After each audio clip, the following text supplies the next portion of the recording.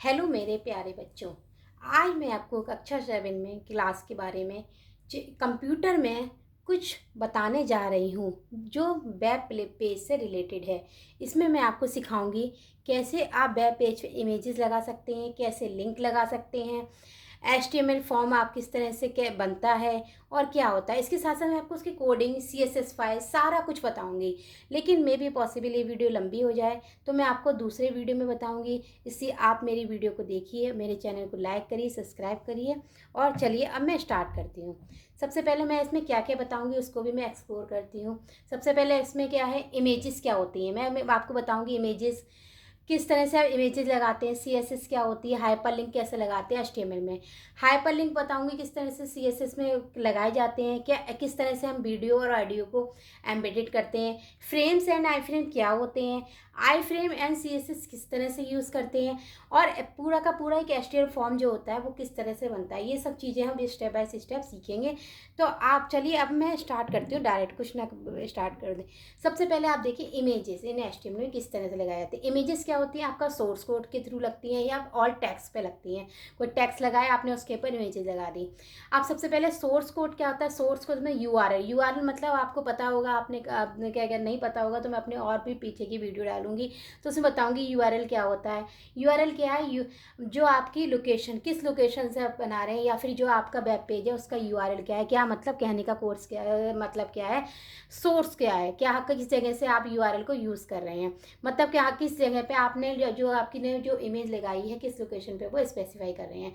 एक होता है ऑल्ट टैग, और वो टेक्स्ट पे लगता है, उसमें आपने कोई टेक्स्ट लिखा उसके ऊपर आपने कोई इमेज लगा दी। ठीक है, इस तरह से होता है। अब हमारे पास सिंटैक्स होता है। हम कंप्यूटर में जब भी कोई वर्क करते हैं सिंटैक्स या कोड की उसमें बात है। सिंटैक्स का आपको याद रखना पड़ेगा कि आप इमेज लगा रहे हैं तो आपको इसका सिंटैक्स क्या होता है। इसका सिंटैक्स में आपने देखा होगा, इमेज में सोर्स लिख के सिर्फ क्या करना है, सिंपली ऑल्ट लगा के इसकी विड्थ हाइट जो आपको सेट करनी है वो आप सेट करते हैं। विड्थ क्या होती है, वैल्यू कि आप ये विड्थ में कितनी उसकी चौड़ाई कहते थे, विड्थ क्या होती है देना चाहते हैं। हाइट कितनी हाइट का होना चाहिए, कितनी उसके पिक्सल्स होती हैं, ये सब आप उसको डिफाइन करते हैं। अब CSS के साथ इमेज क्या लगा, CSS क्या करता है, CSS बेसिकली आपके पेज को बहुत ज़्यादा अट्रैक्टिव बना देता है। आप कुछ भी क्या कहते हैं, आपने वेब पेज बना लिया, बिल्कुल वेब पेज बनाना बहुत बड़ी बात नहीं है, लेकिन उसके पीछे आप जो CSS लगा के उसको अट्रैक्टिव बना के यूजर्स के पॉइंट ऑफ व्यू से बनाया है या जिस पॉइंट ऑफ व्यू से भी बनाया है तो वो उस बात होती है। तो इसके लिए CSS आप यूज़ करते हैं। CSS में भी आप देखते हैं इसमें बॉर्डर, हाइट, विड्थ आपको किस तरह से यूज़ करनी है। तो मैं आपको धीरे धीरे बता रही हूँ। देखो इसमें क्या कहते हैं, आपने कोई भी स्टाइल ली, इमेज ली आपने, इमेज की स्टाइल क्या होती है, CSS का पार्ट होती है। CSS का पार्ट होती है, इसमें से स्टाइल का यूज़ करते हैं। अब स्टाइल किस तरह की, मैं अब स्टाइल आपने बॉर्डर जैसे 10 पिक्सल का ले लिया, 10 पिक्सल का बॉर्डर सॉलिड ब्लैक हो गया। ठीक है, ऊपर से ब्लैक हो गया, हाइट इसकी 200 पिक्सल मिक्स कर दी। सोर्स आपने ये इमेज कहाँ से उठाई, सोर्स है। सोर्स कहाँ से आया है, जो आपका क्या कहते हैं, आपका जो उसका पेज था, आपने इमेज का डालना चाह रहे थे तो आपकी D ड्राइव में कोई इमेज पड़ी होगी या फिर जो इमेज आप यूज़ कर रहे हो वो आपने ये सोर्स कोड उसका यहाँ से लेके ये आपने उसका सोर्स कोड डाल दिया। ठीक है, अब इस तरह से आपकी ये देखिए यहाँ से ये आपका ये से आपकी CSS लग के ये इमेज जो आपने बनाई है ये बन के आई है। ठीक है, नेक्स्ट हम बात करते हैं। अब हम बताते हैं हाइपरलिंक इन HTML। हाइपरलिंक बेसिकली क्या होता है, इंटरलिंक कराना। मतलब क्या होता है, आप अपने पेजेस को किस तरह से इंटरलिंक करा रहे हैं, आप अपने पेज कितने दिखाना चाह रहे हैं, कितने बताना चाह रहे हैं, इस तरह से होता है। एक आपका मेन पेज होता है उसका भी वो होता है हाइपरलिंक, सबके हाइपरलिंक होता है जो ग्लोबली सबको दिखता है। ठीक है, तो इसमें क्या होता है, इंटरनल लिंकिंग होती है जो लोकल होती है और इंटरनल ग्लोबल भी होती है। तो इसमें फीचर्स होता है। तो क्या होता है, पर्टिकुलर किस सेक्शन में कौन से पेज को या किस सेक्शन को आप लोगों के साथ कराना चाह रहे हैं, लोकल ग्लोबल कराना चाह रहे हो तो आप वेब पेज की वेबसाइट या फिर अनदर वेबसाइट इस कॉल इंटरलिंकिंग। इस तरह की जो आपकी मेन पेज है जो लोकल पे दिखाना चाह रहे हो, कि आपका जैसे होम पेज हो गया, आप लोकल पे दिखा रहे हो तो आपने सिर्फ होम पेज का बता दिया, लिंक हमारा ये हमारा होम पे सब पे चलना चाहिए। अब इंटरनल इसके साथ लिंक में तुम्हें आपने ऊपर मेन पेज भी डाल दिया और स्लैश करके अबाउट अस का पेज करके उसको दूसरे पेज से लिंक करा दिया। तो ये इस तरह से हम पेजों को भी लिंक करा दे। जैसे हमने ये देखिए यहाँ पे सिंटैक्स यूज़ किया, HREF क्या होता है, हाइपरलिंक्स के लिए होता है। HREF डेस्टिनेशन, हमने URL का लिंक टेक्स्ट। अब हम टेक्स्ट किसको करा रहे हैं, हम जो टेक्स्ट लिखे हैं उस पर हमारा एंकर टैग लिख के आए, ये हमारा टैग है, ये आपको याद रखना पड़ेगा।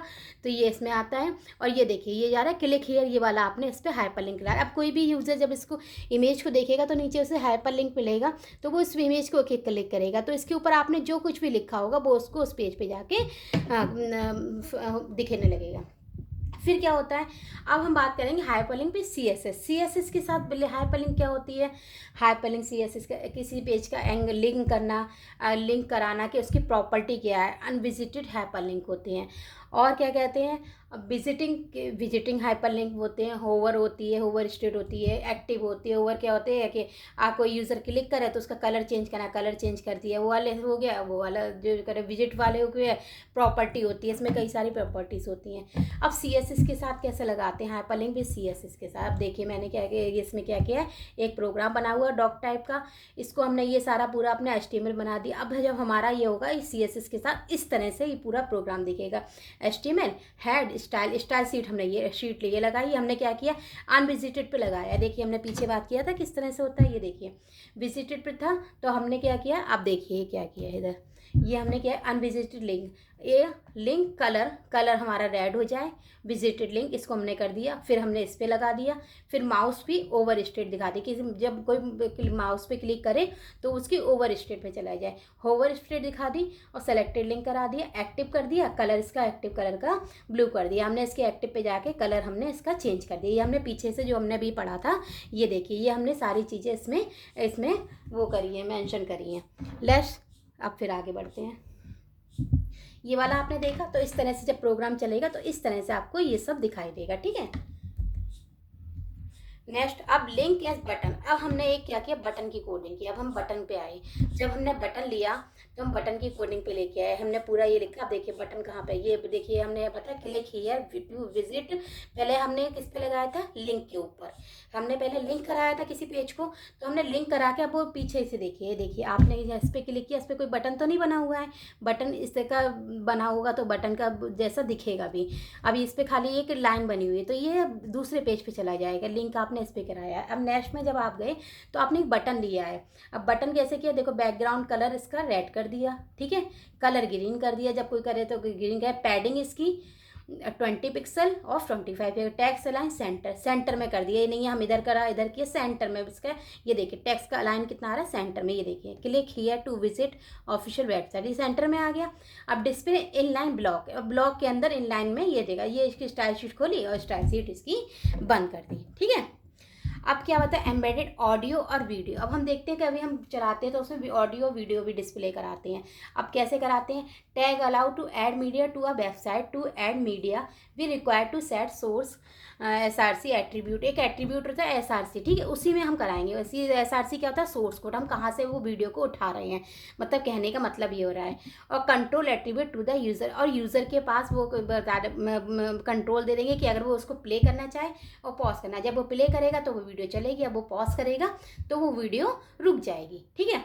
Auto play attribute use to play audio automatically when web browser page open. अब ऑटो प्ले का क्या काम होता है, ऑटो प्ले जो एट्रीब्यूट है वो क्या करेगा, ऑटोमेटिकली जब आप वेब पेज खोलेंगे तब वो ऑटोमेटिकली उस पर क्या करेगा, प्ले कर देगा, ऑडियो या वीडियो जो भी आपने लगाई होगी वो चला देगा। देखिए ये देखिए ये हमारे इसमें ऑडियो वीडियो का हम दिखाते हैं, ये हमने पूरा पीछे से दिखाई देता है आपको। अब हमने म्यूजिकल वर्ल्ड का लगाया, जैसे हम वेलकम टू म्यूजिकल वर्ल्ड, ठीक है। इसका कलर क्या किया है हमने, इसका कलर हमने रेड कर दिया। अब क्या स्टाइल ये हमने सेंटर में बना दिया। एक हमने इसका वो भी बना दी, इमेज लगा दी। किसकी लगा दी, इमेज का हमने पीछे सोर्स वगैरह बताया था, IMG SRC।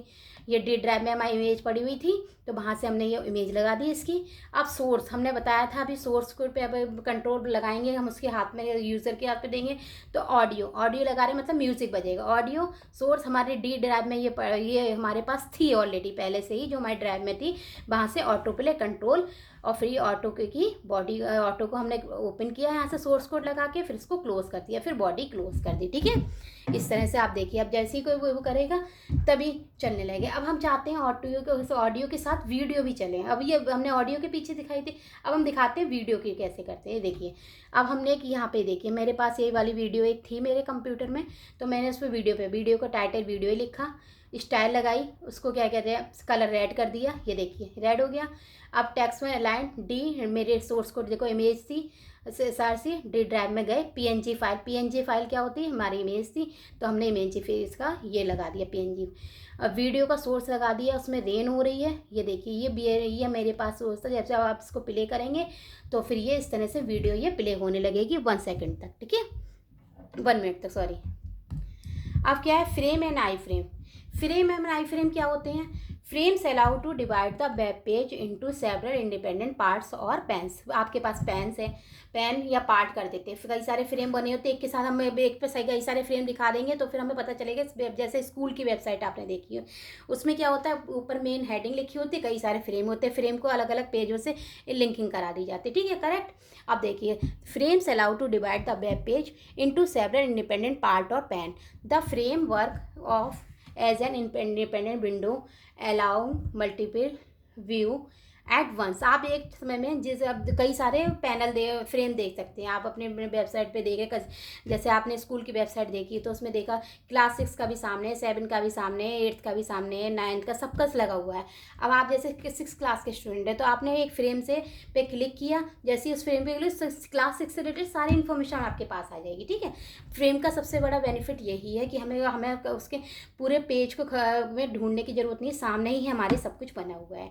अब देखिए फ्रेम का गया, create frame in HTML frame inline. Inline के अंदर फ्रेम बनते हैं, ठीक है, are created using iframe. उसमें क्योंकि इनलाइन होते हैं किससे डिनोट करते हैं, आई फ्रेम टैग से, which embedded an independent HTML document and current document, ठीक है। अब इसका भी सिंटैक्स आपको याद रखना पड़ेगा, इसके लिए तो आपको थोड़ा सा मेहनत भी करनी पड़ेगी। अब ये देखिए जैसे आई फ्रेम सोर्स URL हमने उठा लिया, जैसे हमारी इस क्लासेस का था तो वहाँ का URL उठा के उसका टाइटल लिख दिया, जैसे क्लास लिख दी, उसका URL लिखा, फ्रेम को मैं ये कर दिया, फ्रेम को हमने क्लोज कर दिया आई फ्रेम को।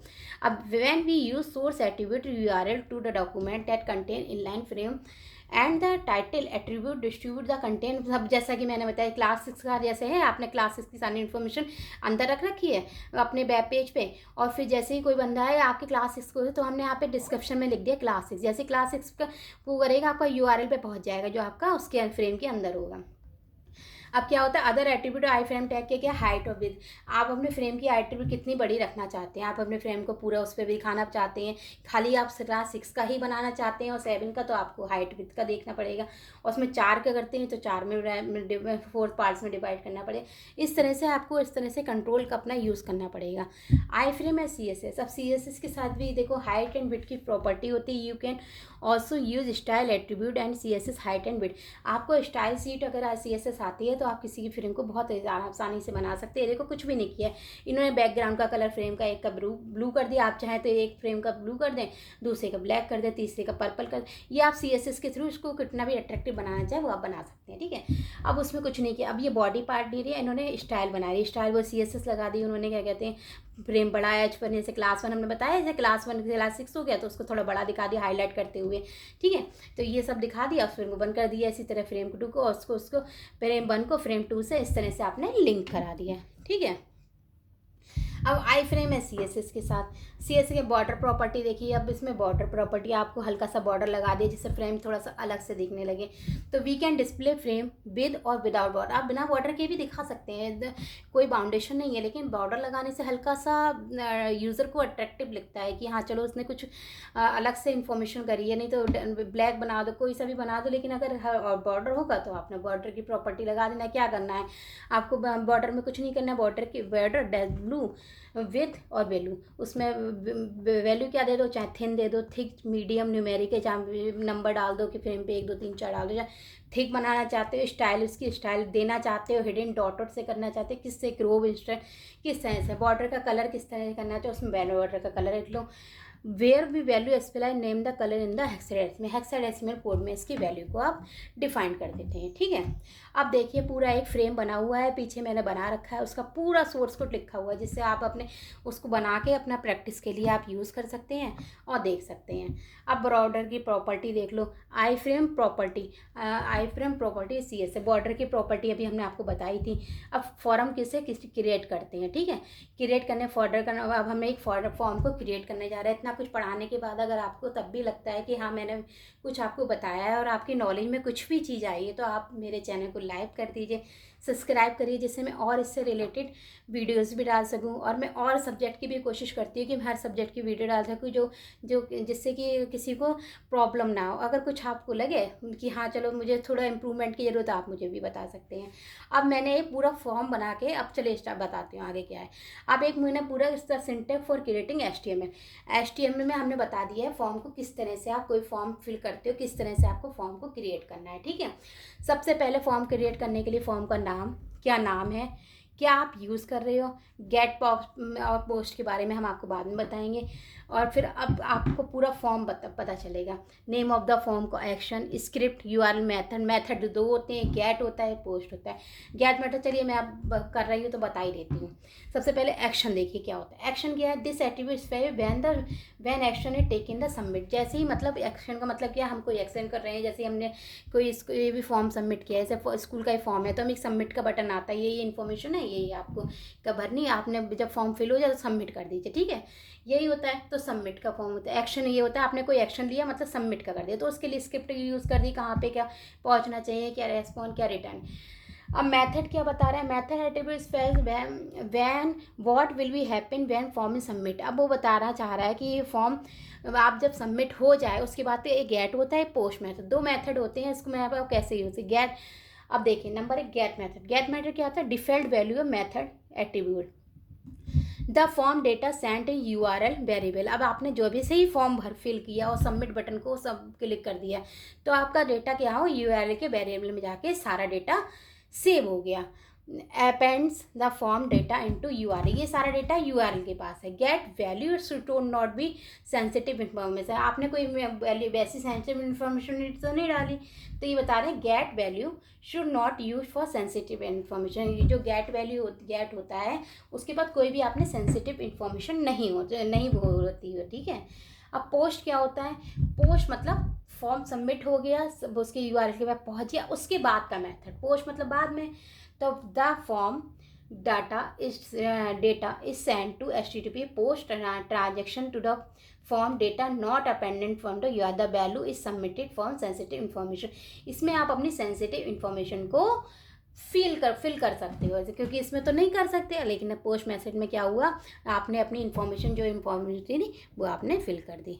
ये देखिए ये पूरा मैंने इनपुट कंट्रोल, टैक्स कंट्रोल, ये अब ये इसके बारे में मैं आपको डिटेल में नेक्स्ट वीडियो में बताऊंगी। अगर आपको लगता है ये है तो ये है। इसके बाद मैंने एक पूरा फॉर्म बिल्कुल तैयार कर रखा है, मैं आपको नेक्स्ट वीडियो में बताऊंगी। अगर मैं आपको मेरा चैनल अच्छा लगे, सब्सक्राइब लगे, तो आप मेरे इसको चैनल को subscribe. Thank you so much.